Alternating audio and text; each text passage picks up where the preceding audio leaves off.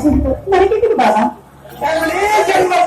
అన్నారు ఉన్న యువకులంతా ఒక్కటై మారి తెలుగు జాతి జీవితంలో ఊరికి కాపలా కాస్తున్నాం. ఇక్కడ జరిగిన దారుణం కదిరిపప్పంలో కూడా జరుగుతుండదు.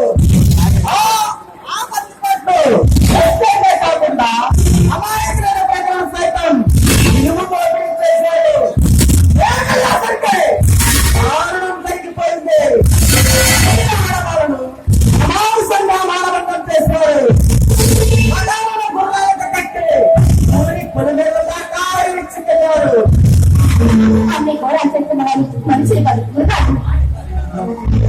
వారు మానవ రూపంలో ఉన్న రాక్షసులు.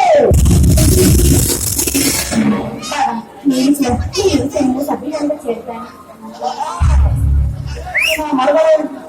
పోలే ఇప్పుడైనా గుర్తుపెట్టండి. కావాలి